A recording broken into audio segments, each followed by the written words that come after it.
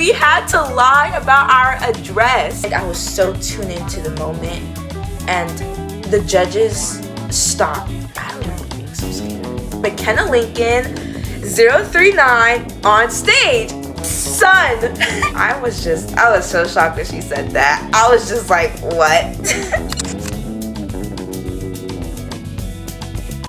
Hello everybody. Welcome back to another video. My name is McKenna Lincoln. I'm a feature filmmaker, an actress, and currently a content creator. In today's video, I'm going to be sharing a little bit about my acting profession. I know I haven't really talked about it, but I feel like now it's time to talk about it. I've never done a story time before, and I think it'll be pretty fun to dive into that. Not only that, I have very big news.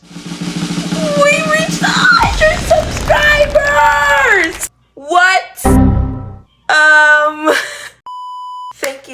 Thank you so much for 100 subs. It's not a lot, but every win is still... My phone! Every win is still a win. I'm so happy even with my small achievements. It's really pushing me to post more on here because I do want to make my presence known. My mom, I would say, truly encouraged me to really start posting. And the only reason why I have social media is for my acting, which I'll dive into later in this video. I hope you enjoyed this video and remember to like, comment, and subscribe.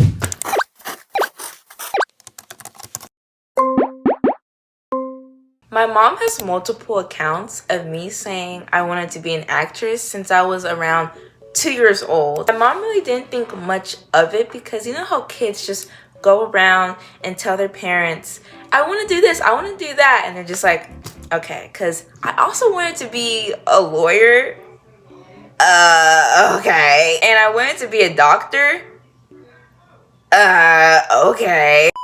It really did stick, and my mom knew I wanted to do acting. My amazing older sister, she came up to my mom. This is 2021, August. It's quarantine. I'm in online school. She goes to my mom and she's like, there's this acting acting camp going on in LA. And at the time we lived in Las Vegas. So my mom is like, okay, if Haley wants to do it, we'll do it. It was very spontaneous. I mean, very spontaneous. We ended up driving all the way to California from Las Vegas.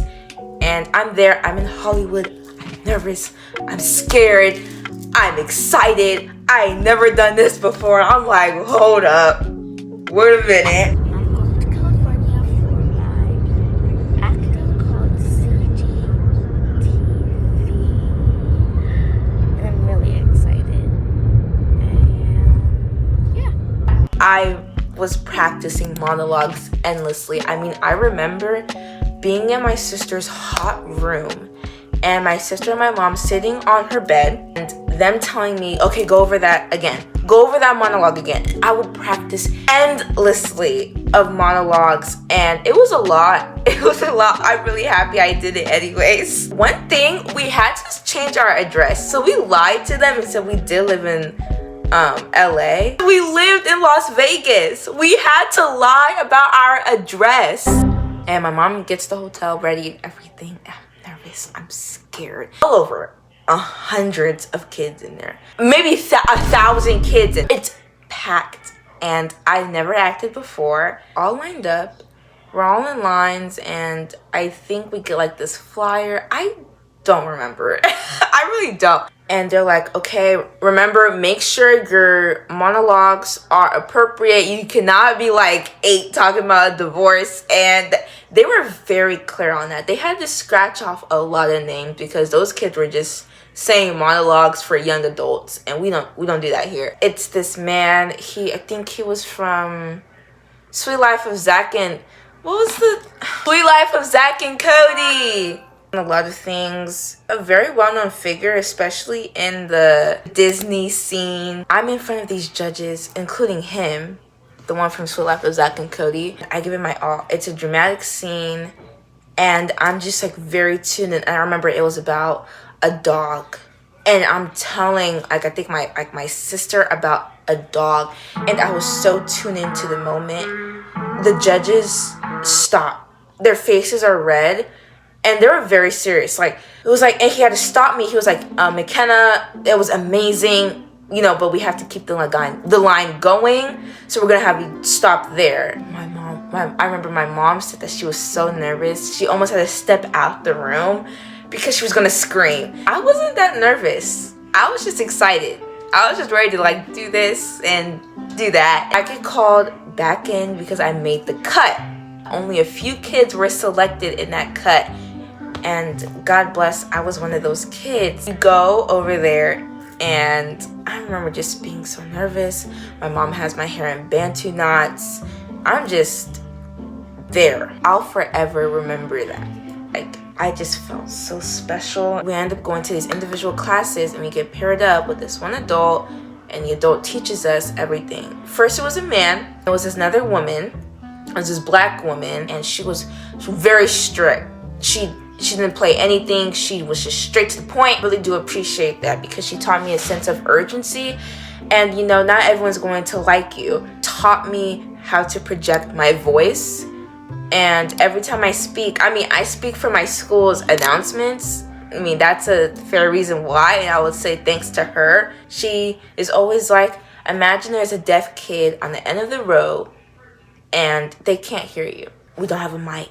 This time, we're preparing to do 2 monologues. We're also preparing to perform in front of these judges. And so I'm very nervous. We're going through preparation, we're rehearsing, and it's individual, right? So she's working on us with one-on-one about this night. I remember being so scared.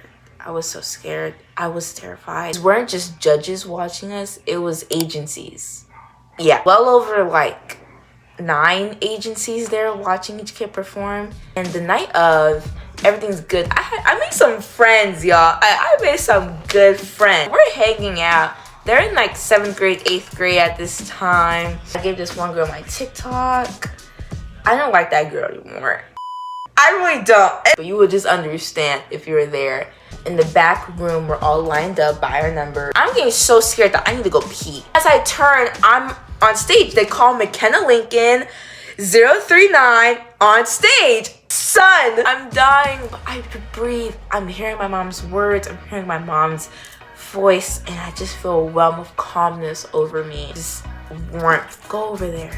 And in the back, I see the black lady, the teacher. In the back, and she's very exaggerated. She's like, remember, I can't hear you. And she's doing that continuously.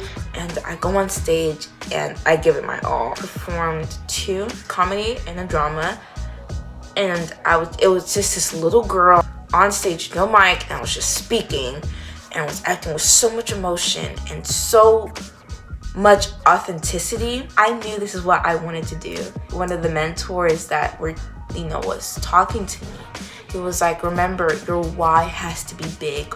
Why do you want to do this? And then I get a call back, and 7 agencies wanted me. 7.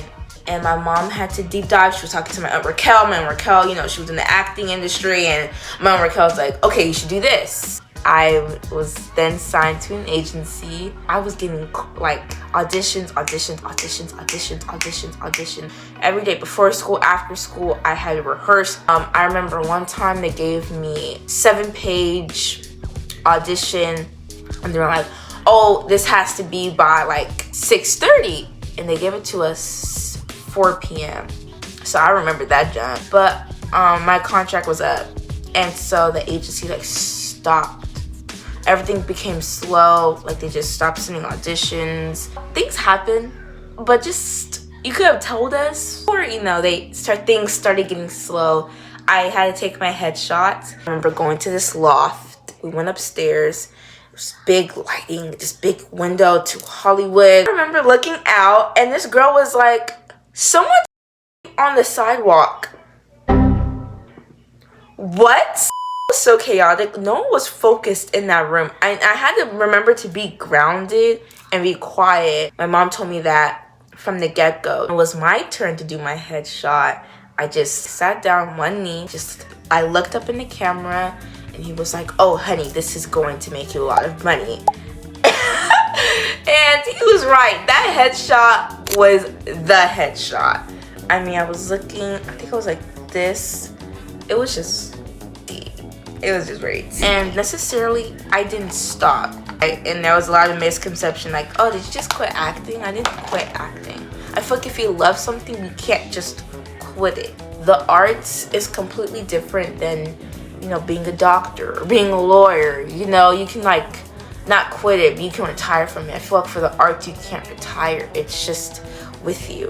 I'm ready to move forward in my life, and I think I was just like so like angry, like, well, my agency isn't doing this, but I didn't take the initiative that maybe I should start preparing, start practicing monologues and being as proactive as I was as that little girl back in 2021. And when I came to that realization, I just became unstoppable, really.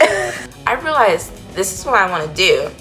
It's tedious, it's a lot, but I want to do it because it makes me happy. It's all about priorities.